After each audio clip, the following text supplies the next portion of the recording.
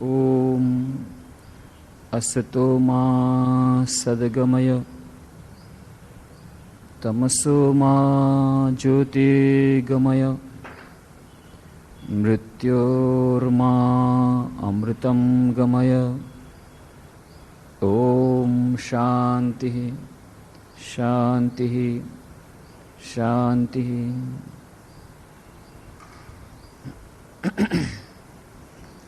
એકાગ્રતા અને ધ્યાન એ વિષય પર આપણે જે 109 ચર્ચાઓ કરી એમાં આપણે જોયું હતું કે આપણા દૈનિક જીવનના પ્રત્યેક ક્ષેત્રની સફળતાનું રહસ્ય છે એકાગ્રતા. તેવી જ રીતે દૈનિક જીવનમાં સુખ અને શાંતિ માટે તેમજ શાશ્વત સુખ અને શાશ્વત શાંતિ માટે એકાગ્રતા અને ધ્યાનનું કેટલું મહત્ત્વ છે, એકાગ્રતા અને ધ્યાન કેવી રીતે એકબીજાના પરિપૂરક છે અને બે વચ્ચેનો સૂક્ષ્મ અંતર શું છે, તેવી રીતે તેમને પ્રાપ્ત કરવાના વિભિન્ન ઉપાયો અને વિભિન્ન ધર્મોમાં વિભિન્ન ધર્મપથો અને સંપ્રદાયો પ્રમાણે ધ્યાનના ભિન્ન ભિન્ન કેટલા પ્રકારો છે તે પણ આપણે જોવાનો પ્રયત્ન કર્યો હતો. અને એકાગ્રતા અને ધ્યાનના અભ્યાસમાં જે વિભિન્ન બાધાઓ આવે છે એ બાધાઓનું અતિક્રમણ આપણે કેવી રીતે કરી શકીએ એની પણ વિશેષ ચર્ચા આપણે કરી હતી.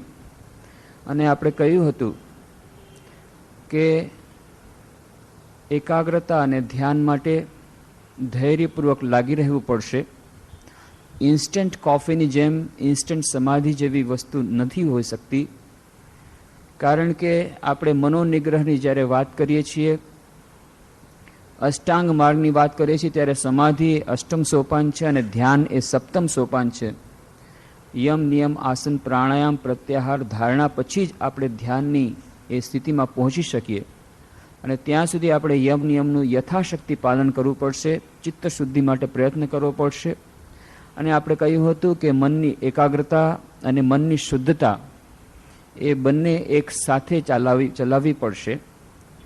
જો એ નહીં હોય તો મનની એકાગ્રતા કદાચ જો આવી પણ જશે બીજા ઉપાયો દ્વારા, શોર્ટકટ મેથડ્સ દ્વારા, તો એ ભયાનક નીવડી શકે છે. જેમ કે પૂજ્ય યતીશ્વરાનંદજી મહારાજે કહ્યું હતું, a concentrated mind becomes a veritable demon if it is not accompanied by purity of mind. એકાગ્ર મન એ રાક્ષસ બની શકે છે જો સાથે સાથે મનની શુદ્ધતા નહીં હોય તો. કારણ કે એ જ મન જ્યારે ક્રોધ કરશે ત્યારે ક્રોધની તીક્ષ્ણતા અને તીવ્રતા અત્યંત હશે. જે વ્યક્તિનું મન સાધારણ રીતનું છે, સાધારણ પ્રકારનું છે, અત્યંત એકાગ્ર નથી, એના ક્રોધમાં અને જેનું મન અત્યંત એકાગ્ર થયું છે એના ક્રોધમાં અંતર હશે. એનો ક્રોધ પણ એટલો જ એકાગ્ર હશે અને એટલો જ ભયાનક હશે. અને એટલા જ માટે મનની એકાગ્રતાની સાથે સાથે મનની શુદ્ધતા, મનોનિગ્રહ એની વાત આપણે કરી હતી. અને આ મનોનિગ્રહ એક બે દિવસની વાત નથી, કારણ કે જ્યારે આપણે મનોનિગ્રહની વાત કરીએ છીએ ત્યારે મનના 3 સ્તરની વાત કરવી પડે. એક તો આપણે જેને ચેતન મન કહીએ છીએ, કોન્શિયસ માઇન્ડ, પણ એ સિવાય અનકોન્શિયસ માઇન્ડ અથવા તો સબકોન્શિયસ માઇન્ડ, અચેતન મન અથવા અવચેતન મન, અને પછી સુપર કોન્શિયસ માઇન્ડ જે અતિચેતન મન, જે વાતનો સ્વીકાર હવે આધુનિક મનોવૈજ્ઞાનિકો કરી રહ્યા છે. તો આ ત્રણેયના મનને, ચેતન ફક્ત મનને જ નિગ્રહ કરવાની વાત નથી, પણ જ્યારે અચેતન મન કે જેમાં પૂર્વજન્મોના સંસ્કારો પડેલા છે, એ જે એક જ જન્મની નહીં, એક જ આપણા વર્તમાનના સમયની જ ગંદકી નહીં, પણ બીજી જ ગોડાઉનની અંદરની કેટલી બધી ગંદકી પડેલી છે એની સફાઈ જ્યારે કરવાની હોય ત્યારે એ સફાઈ કરતાં ટાઈમ લાગે. અને એ ચિત્તશુદ્ધિમાં જેટલો સમય લાગશે એટલા પ્રમાણમાં આપણે ધૈર્ય રાખવું પડે. ત્યાં સુધી આપણે અતિચેતન અવસ્થાની વાત ન કરી શકીએ અથવા સમાધિની વાત ન કરી શકીએ. પણ આ એકાગ્રતા અને ધ્યાનનો અભ્યાસ જેમ જેમ આપણે કરશું તેમ તેમ આપણને મનમાં શાંતિ મળશે. તેમ તેમ જેમ જેમ આપણું મન એકાગ્ર બનતું જશે તેમ તેમ આપણને દૈનિક જીવનમાં સાફલ્ય મળશે. આપણી કુશળતા વધશે અને એ જ આપણા માટે આશ્વાસનની વાણી છે કે ભલે અંતિમ ઉદ્દેશ્ય સુધી આપણે અચાનક ન પહોંચી શકીએ, ભલે અંતિમ ધ્યેય આપણા માટે હજી દૂર હોય, પણ જેટલા પ્રમાણમાં આપણે આગળ વધી શકીશું એટલા પ્રમાણમાં આપણો વિકાસ થશે, એટલા પ્રમાણમાં આપણને લાભ મળશે. તો દૈનિક જીવનમાં સુખ શાંતિ માટે પણ આપણે આ પ્રયત્ન કરવો પડશે અને આ મનોનિગ્રહ માટે તૈયાર રહેવું પડશે. જેમ પતંજલિ કહે છે, દીર્ઘકાલો નૈરંતર સત્કાર્યો સેવિતો દ્રઢભૂમિ. દીર્ઘકાળ સુધી અપેક્ષા કરવી પડશે, એના માટે તૈયાર રહેવું પડશે. નિરંતર આ અભ્યાસ કરવો પડશે અને સત્કાર્યો એના પ્રત્યે સન્માનની ભાવના રાખવી પડશે અભ્યાસની માટે. અને ત્યારે આ દૃઢભૂમિ પર જ્યારે આડું થશું ત્યારે જ આપણને આનું રિઝલ્ટ મળશે, આપનું ફળ મળશે. અને આ મનને એકાગ્ર કરવું એ સરળ તો નથી જ. જેમ સ્વામી વિવેકાનંદે કહ્યું છે કે વાનરની સાથે સરખામણી કરી છે, જેની વાત આપણે કરી હતી કે વાનર સ્વભાવથી ચંચળ, એમાં ઈચ્છારૂપી દારૂ ઢીંચ્યો છે અને પછી ઈર્ષારૂપી વીછે ડંખ માર્યો છે અને પછી પાછો અહંકારરૂપી ભૂત સવાર થયું છે. આવું જે મન, એવા મનને આપણે એકાગ્ર કરવાનો પ્રયત્ન કરી રહ્યા છીએ, નિગ્રહ કરવાનો પ્રયત્ન કરી રહ્યા છીએ. તો એમાં થોડી મુશ્કેલી તો પડશે જ, વધુ મુશ્કેલી પડશે.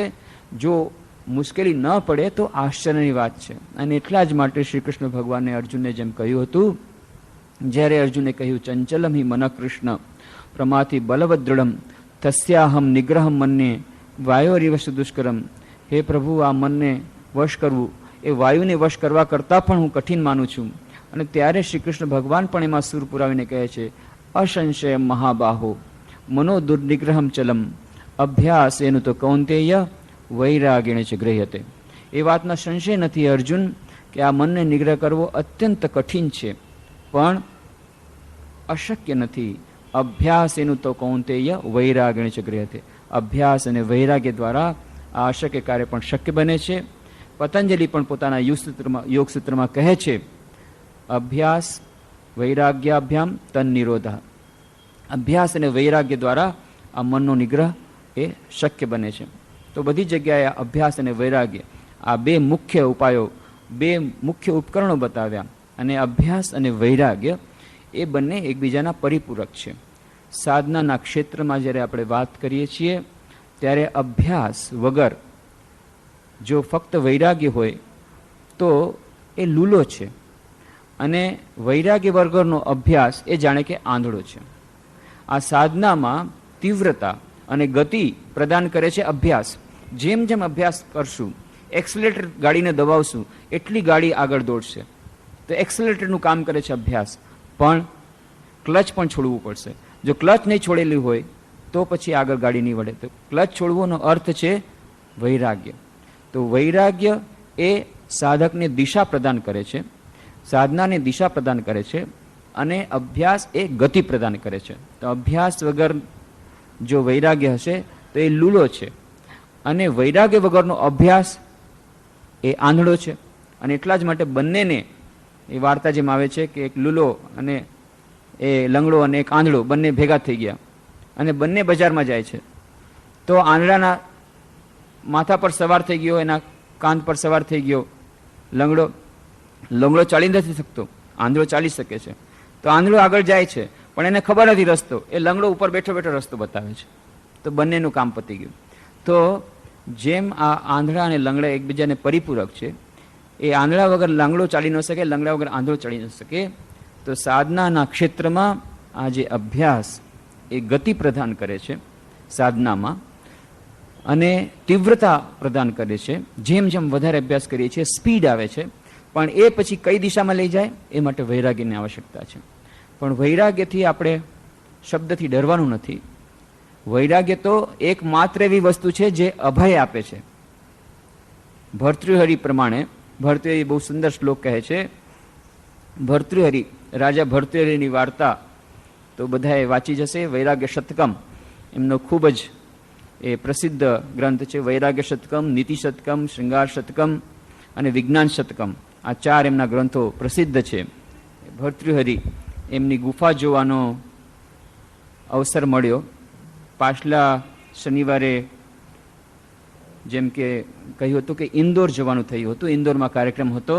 ત્યાં ઇન્દોર મેનેજમેન્ટ એસોસિએશને productivity through management of mind એ વિષય પર વાર્તાલાપ રાખ્યો હતો. જેમ કહ્યું કે આ જે મનનું મેનેજમેન્ટ, માઇન્ડ મેનેજમેન્ટ, આ અત્યંત મહત્વપૂર્ણ વિષય. મેનેજમેન્ટના ક્ષેત્રમાં પણ આ મનની એકાગ્રતા, ધ્યાનની વાત અત્યંત મહત્વપૂર્ણ બની રહી છે. શિક્ષણના ક્ષેત્રમાં મહત્વપૂર્ણ બની રહી છે. તો એ વાર્તાલાપ માટે અને અન્ય કાર્યક્રમો હતા ઇન્દોરમાં, તો જવાનું થયું. તો રાજકોટ ભોપાલ એક્સપ્રેસ, એમાં ઇન્દોરની બોગી હોય અને એ ઇન્દોરની બોગી ઉજ્જૈનમાં સવારના કપાઈ જાય. અહીંયાથી સાંજના એ બપોરના 2:40 ઉપડવાનો ટાઈમ છે રાજકોટ ભોપાલ એક્સપ્રેસનો. ક્યારેક ક્યારેક 5-6 કલાક લેટ હોય છે, ક્યારેક 8-10 કલાક પણ હોય છે. પણ સૌભાગ્યથી જે દિવસે મારે જવાનું થયું એ દિવસે બિલકુલ રાઈટ ટાઈમ ડિપાર્ચર. એના આગલે દિવસે સાંભળ્યું તો 6 કલાક લેટ હતી. તો 2:40 નીકળે છે અને જો સમયસર હોય તો બીજે દિવસે સવારે 4:30 વાગે ઉજ્જૈન પહોંચી જાય છે.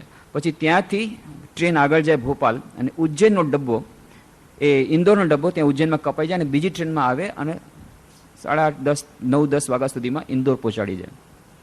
પણ ઘણા લોકો શું કરે છે, એ ઉજ્જૈનમાં ઉતરી જાય અને ત્યાં સામેથી ઘણા બધા વાહનો મળે, બસ ને બધું, એ બહુ જલ્દી ત્યાં પહોંચી શકે. ઉજ્જૈનથી લગભગ 1.5 કલાકનો રસ્તો છે બાય બસ. તો એ જ્યારે ઇન્દોર જવાનું થાય છે ત્યારે ત્યાંના ભક્તો એક, જેમ કહેવાય ને કે થોડું નજરાણું આપે છે. એક મને કંઈક વસ્તુ ભેટ આપે છે, અને એ વસ્તુ ભેટ જે મને ખૂબ ગમે છે એ છે ઉજ્જૈનની વિઝિટ. કે ભાઈ તમારે ત્યાં આટલું બધું બકબક કરીએ, બધું કરીએ, મહેનત કરીએ, પણ કાંઈક તમને ફળ મળવું જોઈએ, સાવ નિષ્કામ સેવા ન થાય. તો ઠીક છે, આ ઉજ્જૈનની યાત્રા, તો એ લોકો ઉજ્જૈનમાં ગાડી મોકલાવે, ઉજ્જૈનથી ઇન્દોર લઈ જાય અને ઉજ્જૈનમાં રિસીવ કરે. ઉજ્જૈનમાં સવારના 4:30 વાગે ટ્રેન આવી અને ત્યાં સવારના 4 થી 6 સુધી મહાકાળનું મંદિર, જે દ્વાદશ જ્યોતિર્લિંગ છે, અત્યંત સુપ્રસિદ્ધ એ મંદિર. એમાં સૌથી વધારે અટ્રેક્ટિવ છે, આકર્ષક વસ્તુ છે, એ ભસ્મ આરતી થાય. મહાકાળ એટલે કાળના પણ મહાકાળ. એવું કહેવાય છે કે કાળ પોતે એકવાર કંટ્રોલની બહાર થઈ ગયો, ત્યારે એ કાળને કંટ્રોલ કરવા માટે પછી મહાકાળ રૂપે શિવજી આવ્યા અને મહાકાળને કંટ્રોલમાં લીધો. તો મહાકાળને પણ, એ કાળને પણ જે મહાકાળ રૂપે આવ્યા શિવજી, એમનું એ મંદિર. તો એ સ્મશાનમાંથી તાજી ભસ્મ લાવે, જે મળદાને ત્યારે બાળ્યો હોય તે દિવસની રાતે, એની તાજી રાખ, તાજી એ વિભૂતિ લાવે, ભભૂત લાવે, અને એ ભભૂત દ્વારા એ મહાકાળ શિવલિંગ પર એને આહુતિ ચડાવવામાં આવે. એનું પછી બધા પ્રસાદ લે અને એ સવારના 4 થી 6 આરતી સમયે અત્યંત એ જુદું જ પ્રકારનું વાતાવરણ ત્યાં તૈયાર થઈ જાય. તો એ ભસ્મ આરતી એક, એમાં ભાગ લેવો એક લહાવો છે. તો 4:30 વાગે ટ્રેન પહોંચી, ત્યાં ભસ્મ આરતી 6 વાગ્યા સુધી ત્યાં રહ્યા અને પછી ત્યાં બીજા જે ઘણા બધા સ્થાનો છે જોવાલાયક, એમાં એક સુંદર સ્થાન છે આ ભર્તૃહરિની ગુફાઓ. ક્ષિપ્રા નદીને તળે ત્યાં તો દર 12 વર્ષે ત્યાં કુંભમેળો પણ થાય છે, સિંહસ્થ કુંભમેળો થાય છે. ત્યાં શક્તિપીઠ પણ છે, 51 શક્તિપીઠમાંનું એક. એવા ઘણા બધા સ્થળો છે. વિક્રમાદિત્યનું રાજધાની એ ઉજ્જૈન અત્યંત પ્રખ્યાત, અને કર્ક રેખા અને એ જે મકર રેખાનું એક જ સ્થાને મળે છે બંને, એ છે એ ઉજ્જૈન. અને જ્યોતિષશાસ્ત્રની દૃષ્ટિ પણ એનું અત્યંત મહત્વ છે. ત્યાં ખગોળશાસ્ત્રની મોટી લેબોરેટરી છે. મંગળ ગ્રહની ઉત્પત્તિ એમ કઈ થઈ છે, એમાં કહેવાય છે મંગળ ગ્રહ માટેની એ મંગળનું મંદિર છે. આમ ઘણા બધા ઐતિહાસિક સ્થળો તેમાં સંકળાયેલા છે. રાજા વિક્રમાદિત્યની રાજધાની, એ વિક્રમ વેતાળની વાર્તાઓ બધા જાણે છે. આ બધું ત્યાં જ ઘટેલું. પણ એ ક્ષિપ્રા નદીને તટે એ ભર્તૃહરિની ગુફાઓ, એ સુંદર સ્થાન છે. અત્યંત શાંત, રમણીય અને અત્યંત શાંત સ્થળ. એ આટલી શહેરની આટલી નજીક આટલું એકાંત સ્થળ હોઈ શકે, આશ્ચર્ય. નીચે જરા ઉતરવું પડે. નીચે ઉતરીને એ ગુફામાં જો જઈએ, આજે પણ એ તરંગો, એ આધ્યાત્મિક તરંગોની થોડી અનુભૂતિ કોઈ પણ સાધકને થઈ શકે થોડી વાર ધ્યાન કરવાથી. એટલી બધી સુંદર એ જગ્યા. તો એ ભર્તૃહરિની ગુફા જોવાનો પણ લાવો મળ્યો. અને એ દંતકથાઓ તો બહુ પ્રચલિત છે કે એક ક્ષિપ્રા નદીને તટે ત્યાં જ એ જ તટ પર એમને ગુરુ ગોરખનાથ મળ્યા હતા. અને પછી ગુરુ ગોરખનાથે એમને સમજાવ્યું હતું અને રાજા ભર્તૃહરિ પછી વૈરાગી થયા અને સંન્યાસ લીધો અને ત્યાં તપસ્યા કરી. એ સંન્યાસી કેવી રીતે થયા એની પણ વાર્તાઓ છે. બે પ્રકારની વાર્તાઓ પ્રચલિત છે. એક તો વાર્તા છે કે જે ત્યાં પણ લખેલી છે અત્યારે અને વધારે પ્રચલિત છે. એ છે કે રાજા ભર્તૃહરિ એ વિક્રમાદિત્યના મોટા ભાઈ હતા અને પિતાજીના મૃત્યુ પછી એ રાજા બન્યા. પણ રાજકાજમાં જરાય એમનું મન નથી. દિવસ રાત ભોગમાં લિપ્ત થઈ ગયા છે, અત્યંત લિપ્ત. અને એમની રાણીનું નામ હતું પિંગલા, એક આખ્યાયિકા પ્રમાણે. અને રાણીમાં એટલી બધી આસક્તિ કે એ રાજપાટના સમયમાં પણ રાણી સાથે જ રહે છે, અંતવાસથી જ બધો ઓર્ડર કરે છે. વિક્રમાદિત્યને અંતપુરમાં જઈને બધા એને એડમિનિસ્ટ્રેશનના ઓર્ડર્સ લેવા પડે છે. એ દિવસ રાત ભોગમાં લિપ્ત છે અને રાણી સાથે ખૂબ જ એની આસક્તિ છે. ને ગુરુ ગોરખનાથને આ આસક્તિ, જ્યારે એમના ગુરુ હતા, એમને આસક્તિ દૂર કરવા માટે એમણે આ લીલા કરી કે એમને એક અમર ફળ આપ્યું કે જો એ કૃષ્ણ નદીને તટ પર આ અમર ફળ તને આપું છું, આ ફળ જો તું ખાઈશ તો તું અમર થઈ જઈશ. અને રાજા ભર્તૃહરિ અમર ફળ લઈ લાવે છે રાજમહેલમાં, ખાવા જાય છે. ત્યાં એને થાય છે કે હું તો અમર થઈ જઈશ, પણ મારી રાણીનું શું? એટલી બધી એને આસક્તિ છે રાણી પ્રત્યે કે રાણી તો મરી જશે, રાણી વગર હું જીવી નહીં શકું, એના કરતાં મારી પ્રિયાને જ આ અમરફળ ખાવા આપી દઉં. અને એટલા માટે એ પોતાની રાણીને કહે છે કે જો આ કોઈને આપતી નહીં, આ વાત કોઈને કરતી નહીં, અત્યંત ગુપ્ત વાત તને કહું છું, આ ફળ ખાવાથી તને તું અમર થઈ જઈશ. અને રાજાને સંતોષ થાય છે કે મેં મારા પ્રેમને બરાબર મારો પ્રેમનો ધર્મ બજાવ્યો છે. આનું નામ સાચું પ્રેમ, કે જે સૌથી સારામાં સારી વસ્તુ મળી અને જો એક જ હોય તો હું નહીં લઉં અને હું જેને પ્રેમ કરું છું એને આપું. આનું નામ સાચો પ્રેમ. મેં સાચો પ્રેમ બજાવ્યો છે. અને એણે પોતાનો ફરજ બજાવી. બીજે દિવસે રાતના એ જ રાજ્યની એક ગણિકા આવે છે. એ ગણિકા આવીને રાજાને કહે છે મારે આપની સાથે ગુપ્ત વાત કરવી છે. અને રાજા લઈ જાય છે એ ગુપ્ત સ્થાનમાં, વાત જાય છે. અને ત્યારે ગણિકા કહે છે કે આજે હું નજરાણું ભેટ કરવા આવી છું. આવી ભેટ કોઈને નહીં આપી હોય એવી ભેટ. શું છે? કે જો અમર ફળ લાવી છે તમારા માટે, આ અમર ફળ તમે ખાશો તો તમે અમર થઈ જશો. આ મને મળ્યું હતું અમર થવા માટે થઈને, પણ હું તમને જાણો છો કે હું તમારામાં આસક્ત છું, તમારા સિવાય હું રહી શકું નથી. તમને મારું આખું પ્રાણ હૃદય તમે જ છો, તમારા સિવાય બાજુ કોઈ નથી. એટલા માટે આ અમૂલ્ય ભેટ હું તમને આપી રહી છું. રાજા ભર્તૃહરિ આશ્ચર્યચકિત થઈને જુએ છે, જે અમર ફળ રાણીને મેં આપ્યું હતું, કીધું તો આ વાત કોઈને કહેવાની નહીં, અને એ આ મારા હાથમાં પાછું ક્યાંથી આવ્યું? અને પછી તપાસ કરતાં ખબર પડી કે રાણી અત્યાર સુધી એ માનતો હતો કે હું રાણીને જેટલું ચાહું છું, રાણી મને એટલું જ ચાહે છે, અમે બંને એકબીજા સાથે પરિપૂર્ણ છે. પણ રાણીનું હૃદય કંઈક બીજી જગ્યાએ હતું. એક ઘોડે સવાર હતો, એ ઘોડે સવારમાં એ આસક્ત હતી. અને ઘોડે સવારથી એમાં મન એટલું બધું આનું હતું કે એણે એ જ રાત્રે જઈ અને પેલા ઘોડે સવારને કીધું કે આ અમરફળ મને મળ્યું છે અને આ અમરફળ હું તને આપું છું, કારણ કે તું મને મારા પ્રાણ કરતાં પણ વહાલો છે. પણ ઘોડે સવારે બહારથી જે રાણીને પ્રેમ કરતો હતો એનું મન તો પેલી ગણિકામાં હતું. અને એણે પણ ગણિકાને આ જ ડાયલોગ કહ્યો કે તું મારા કરતાં, મારા પ્રાણ કરતાં પણ તું વાલી છે, એટલે તને આ અમરફળ આપું છું. અને એ જ ડાયલોગ પછી આ ગણિકા આવીને રાજાને કહે છે કે તમે મારા પ્રાણ કરતાં પણ વાલા છો, એટલે અમરફળ હું નહીં લઈને તમે આપું છું. અને પછી ભર્તૃહરિની આંખ ખુલે છે. ઓહો હો હો, અત્યાર સુધી હું માનતો હતો કે મારા પ્રેમાસ્પદ, મારી પ્રેમની રાણી એ મને પ્રેમ કરે છે, અને આ પેલી રાણી સમજતી હતી ઘોડે સવાર જ એને પ્રેમ કરે છે. ઘોડે સવાર પણ અમે સમજતા આ બધાય ભૂલમાં છે. આનું નામ શું સાંસારિક પ્રેમ, આનું નામ શું સંસાર, આનું નામ શું સંસારના સંબંધો, આનું નામ શું માનવીય સંબંધો. અરે અરે જોઈ લીધો સંસાર. અને એટલો તીવ્ર વૈરાગ્ય આવે છે કે એ રાજપાટ છોડી અને સંન્યાસી બની જાય છે. આ એક ગાથા. બીજી દંતકથા છે કે રાજા ભર્તૃહરિ કેવી રીતે આ મહાન સંન્યાસી થયા, આટલા માટે મહાન ગ્રંથો લખ્યા, આટલા મહાન વૈરાગ્યવાન કેવી રીતે થયા. એની બીજી ગાથા છે કે રાજા પોતે એમની રાણીનું હતું નામ ભાનુમતી. અહીંયા નામ છે પિંગલા, આ બીજું જે નામ આપવામાં આવ્યું છે ભાનુમતી.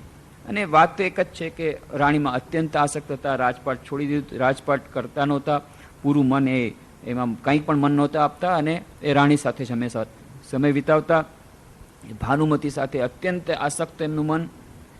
અને એક દિવસે અગાશીમાં રાજા ભર્તૃહરિ રાણી સાથે ચર્ચા કરી રહ્યા છે, વાર્તાલાપ કરી રહ્યા છે, પ્રેમાલાપ કરી રહ્યા છે.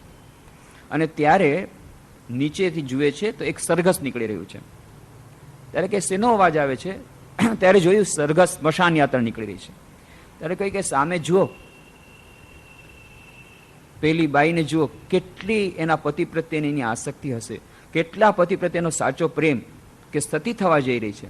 ત્યારે ભાનુમતી જુએ છે, સ્મશાન યાત્રા જઈ રહી છે, અને એવો રિવાજ હતો જે સતી થવા જશે એ પત્ની આગળ જાય અને પછી સ્મશાનમાં જ્યારે જાય ત્યારે એ પતિના શબને ખોળામાં લઈ અને અગ્નિમાં દાહ આપી દે.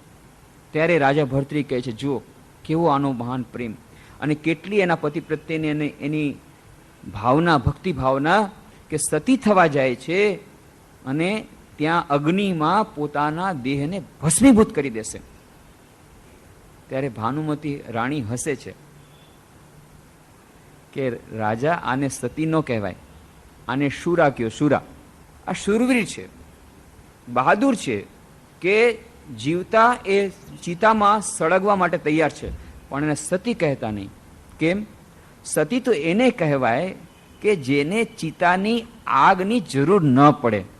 વિરહની આગ શું ઓછી હતી કે જેને અત્યારે ચિતાની આગમાં જવું પડે છે?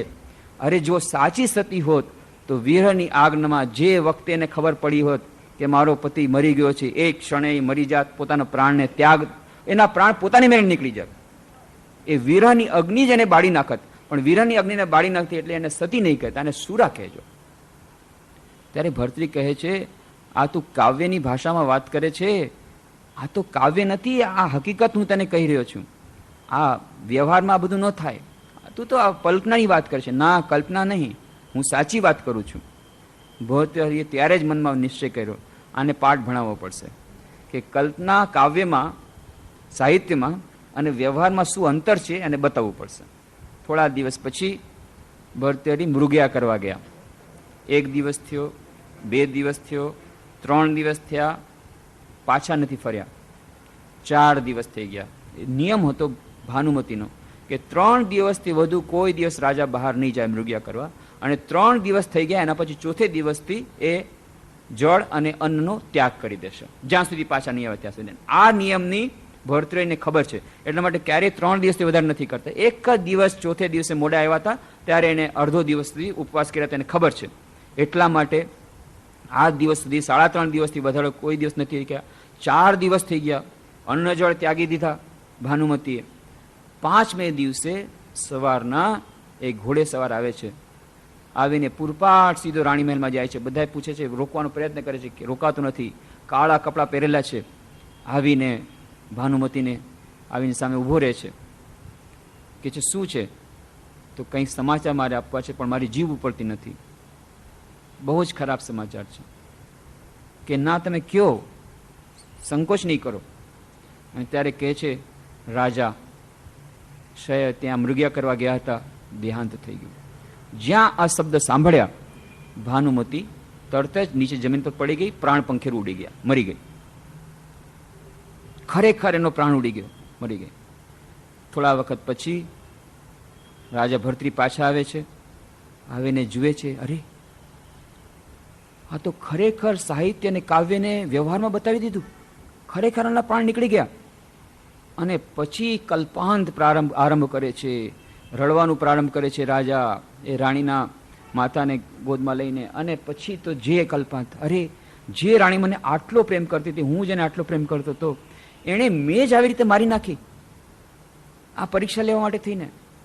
એટલો પસ્તાવો થાય છે, એટલું દુઃખ થાય છે, કરુણ કલ્પાંત. કેટલા બધા સમજાવે છે કે હવે એને સ્મશાન યાત્રા કાઢવી પડશે, પણ આ છોડતા નથી. બધાએ પ્રયત્નો કર્યા, પણ આ તો છોડવા તૈયાર જ નથી. ના, હું રાણીને નહીં છોડું. પણ આ રાણી શબ બની જશે, એ દુર્ગંધ આવશે, આ બધી ક્રિયા કરવી પડે. પણ રાજા તો ત્યારે કઈ વાત જ સાંભળવા તૈયાર નથી. એ કલ્પાંત કરે છે, પસ્તાવો કરે છે અને ખૂબ રડે છે. ત્યાં એક વાત થઈ. એક સાધુ આવ્યો અને સાધુ આવી અને જોરથી, રાજા જેટલો જોરથી રડતો હતો એનાથી જોરથી રડવા માંડી ગયો, જોર જોરથી આવીને. પહેલા તો એણે શું કર્યું, એના હાથમાં કમંડલ હતું. એ કમંડલ જે હતું એને જોરથી એક શિલા પર પછાડ્યું, એને નાના નાના ટુકડા થઈ ગયા અને એ ટુકડાઓને છાતી સરસો ચાપીને જોર જોરથી રડવા માંડી ગયો. એટલા જોરથી રડવા માંડી ગયો કે આ રાજાનો રડવાનો અવાજ પણ દબાઈ ગયો. ત્યારે રાજા ચારે તરફ જોવે છે, કોણ મારા કરતા વધારે જોરથી કોણ રડ્યું છે? ત્યાં જોવે છે સાધુ કે અલ્લા ભાઈ તું શું કર રડે છે? રાણી તો મારી હતી, તને શું રડવું આવે છે? કે હું રાણી માટે નથી રડતો, હું મારા કમંડલ માટે રડું છું. અરે મૂર્ખા, કમંડલ તો હમણાં તને સોનાનું આપી દઉં, તું રડે છે શું કરવા? ના, મને મારું કમંડલ જોઈએ, મારે સોનાનું નથી જોતું. આ કમંડલ સાથે મેં કેટલા દિવસો બતાવ્યા, ક્યાં ક્યાં કમંડલ મારી સાથે દે છે. આ તો મારો જીવન સાથી હતો, જીવન સાથી. એણે મારી સાથે પાણી પીધું છે, મારી સાથે ફર્યો છે, મારી સાથે નિવાસ કર્યો છે, મારી સાથે એણે તપસ્યા કરી છે. આ મારો જીવન સાથી, આ મારું કમંડલ. મને આનું કમંડલ છે, પણ આ કમંડલ ગાંડા ન આવે, આ ટુકડે ટુકડા થઈ ગયા છે. તું કે એવું કમંડલ અપાવી દો, હીરાનું, માણેકનું, સોનાનું. મારે તો આ જ કમંડલ જોઈએ છે, એના વગર મને નહીં ચાલે. અને આવી રીતે ડાયલોગ ચાલે છે. ધીરે ધીરે ધીરે કહે છે, જો ગાંડા, રાજા સમજાવે છે, આ કમંડલ એક દિવસ એવો હતો જ્યારે આ કમંડલનું અસ્તિત્વ નહોતું. એને બનાવવામાં આવ્યું, થોડાક વર્ષો પૂરે આ કમંડલનું અસ્તિત્વ નહોતું. અને આજ સુધી એવું કમંડલ કોઈ દુનિયામાં નથી થયું જેનો વિનાશ નથી થયો. એટલે વિનાશ તેનો થવાનો જ હતો. એટલા માટે હંમેશા જાણી રાખવું, જેનો હંમેશા જન્મ થયો છે એનો વિનાશ અવશ્ય થશે. માટે તું બીજું કમંડલ લઈ લે. ના, મને તો આ જ કમંડલ જોઈએ. આવી રીતે ધીરે ધીરે ધીરે આ જેમ જેમ વાત સમજાવે છે તેમને યોગી કહે છે. અને પછી આમ સમજાવતા સમજાવતા અચાનક ટ્યુબલાઇટ થાય છે રાજાને. અરે હું આને સમજાવું છું, આ જે ડાયલોગ કીધા છે બધા ડાયલોગ મને જ લાગુ પડે છે. કે જેનો જન્મ છે એનું મૃત્યુ નિશ્ચિત છે. ગમે તે માણસ જન્મ છે એનું મૃત્યુ નિશ્ચિત છે. રાણીનો જન્મ થયો તો રાણી મરી ગઈ. અને રાણીનો હું જીવનસાથી સમજતો તો હું પણ એમ જ કહું છું કે મને બીજી રાણી ન જોઈએ. કેટલી બધી રાણી મળવે છે, ના મને આ જ રાણી જોઈએ, હું પણ એ જ કહી રહ્યો છું. અને આ જ રાણી મારી જીવનસાથી હતી. અને આને કીધું કે ગાંડા તું આટલો રડે છે કે મને રડું છું એટલા માટે કે તે તારા હાથેથી ફોડ્યો છે, પાછો રડે છે શું કરે? અરે એટલા જ માટે તો રડું છું કે મેં મારા હાથેથી ફોડી નાખ્યું. રાજા પછી હા એ વાત સાચી છે, હું એટલા જ માટે વધારે રડું છું કે મેં જાણી કરીને મારી રાણીને મારી નાખી.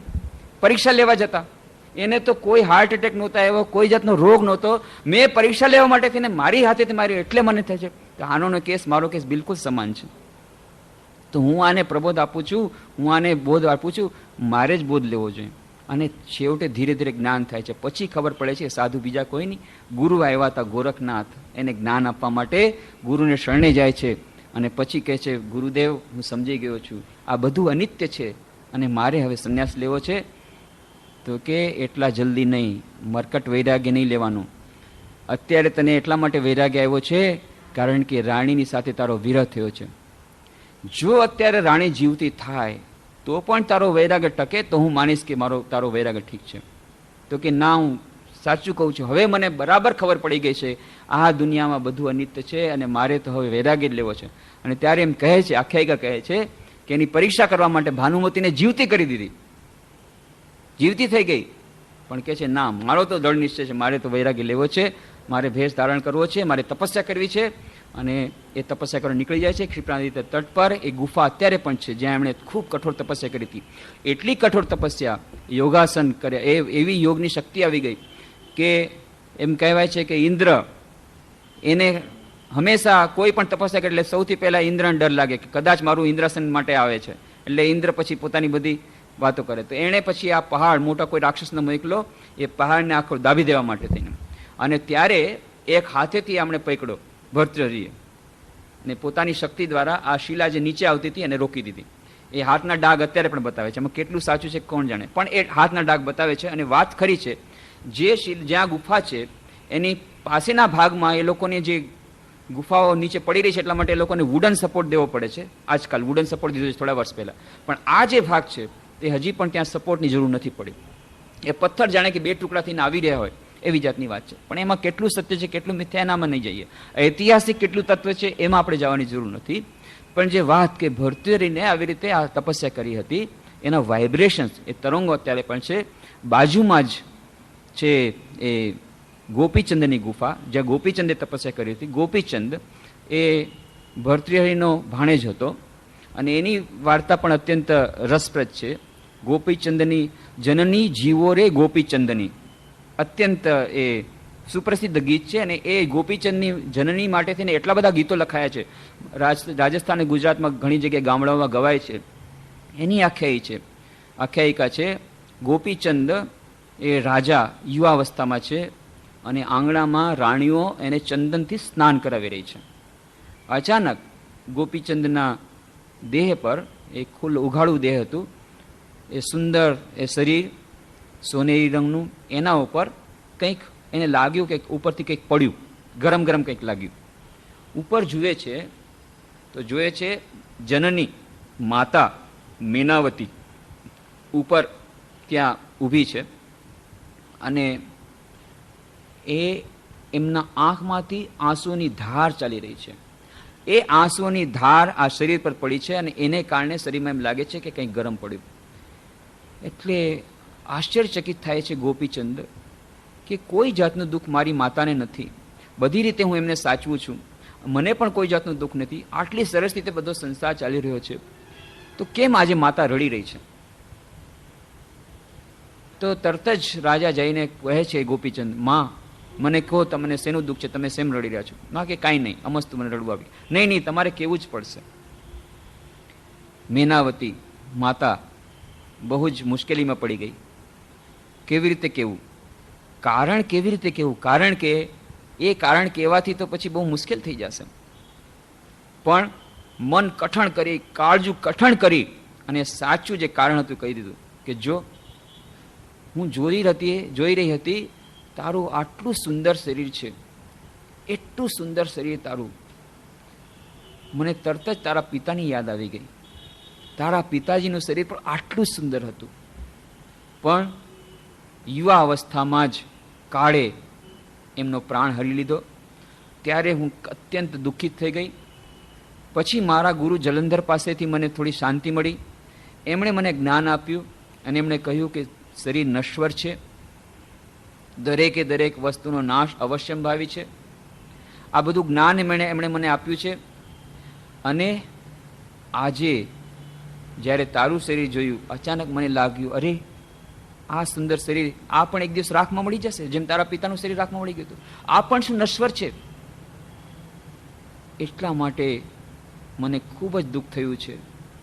અરે આવું તારું સુંદર શરીર એ રાખમાં મળી જશે. કારણ કે હું જાણું છું દરેકે દરેક વસ્તુ નાશવંત છે, દરેકે દરેક વસ્તુ ક્ષણભંગુર છે.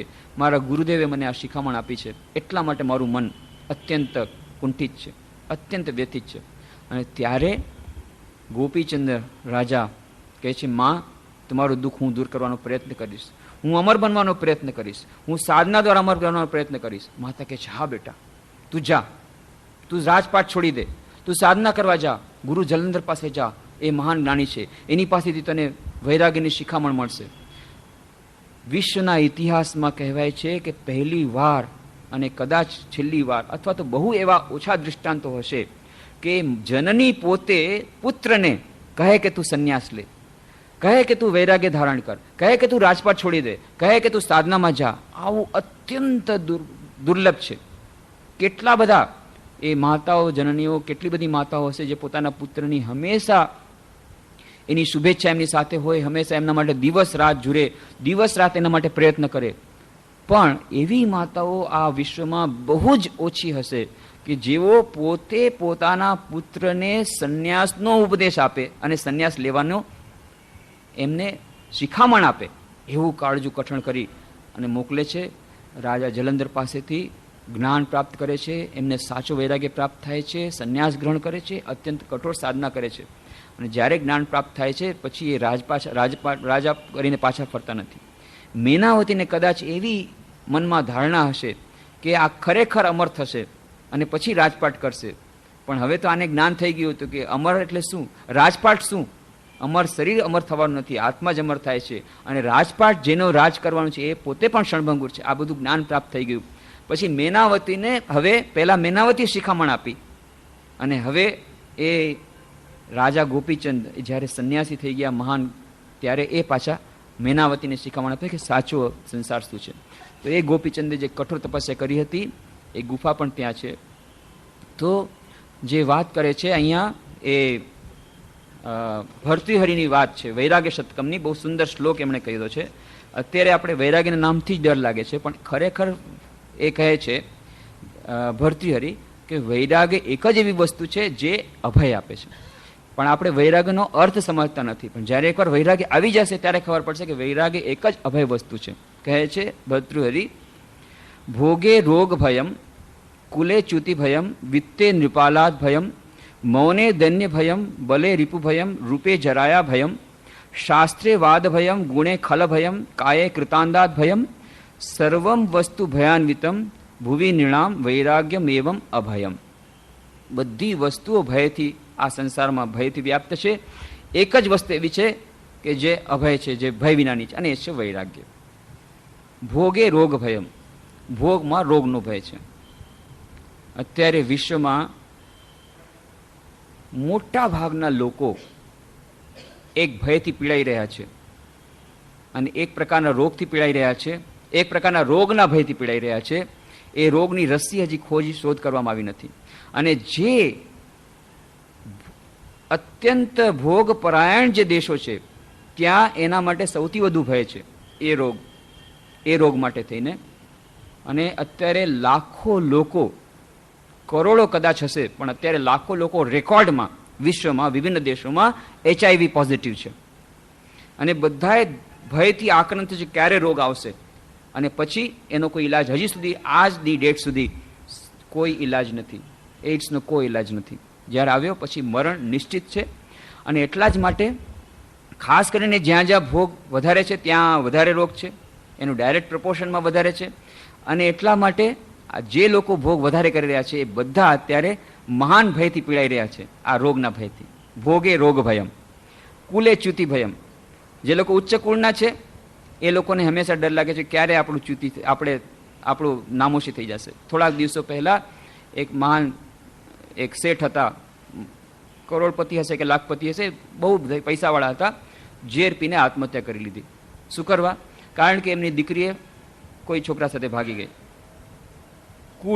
કુલે ચ્યુતિ ભયમ, બસ આ ભય એમને લાગ્યો કે મારા કુળનું શું થાય, મારે નાક કપાઈ ગયું, બસ હવે જીવીને શું ફાયદો, ઝેર ઘોડીને પીવા સિવાય બીજો કોઈ ઉપાય નથી. કુલે ચ્યુતિ ભયમ, જો કુળ વધારે મોટું હોય એમાંથી ચ્યુત થઈ જવાનો ભય. વિત્તે નૃપાલાદ ભયમ, જેને પૈસો છે એને રાજાનો ભય છે. આજકાલ તો રાજા નથી, ઇન્કમટેક્સ ઓફિસર છે. બધા જેટલા પૈસાવાળા છે બધા ઇન્કમટેક્સના દરોડાથી ફફડે છે. અરે ઇન્કમટેક્સવાળા આવશે તો ઇન્કમટેક્સના દરોડો પડશે તો. એના કારણે બ્લડ પ્રેશર વધે છે, હાર્ટ એટેક થાય છે, કેટલા બધા જાતના. એ વિત્તે નિપાલાદ ભયમ. મૌને દૈન્ય ભયમ, મૌનમાં જો રહે તો દૈન્ય દીનતાનો ભય છે, બધા એ દીન કહે છે. બલે રીપુ ભયમ, બળ વધારે થાય તો એમાં શત્રુનો ભય છે. તમે વધારે બળવાન તો સામે વધારે વાળો બળવાન એ તમારા પર એ તમને એ અટેક કરશે. રૂપે જરાયા ભયમ, જેને રૂપ છે એને આનો ભય છે કે કદાચ વૃદ્ધ અવસ્થા આવશે તો હાય અમારું બધું રૂપ વહી જશે. આજે મને આટલા લોકો જે બધાએ મને આટલું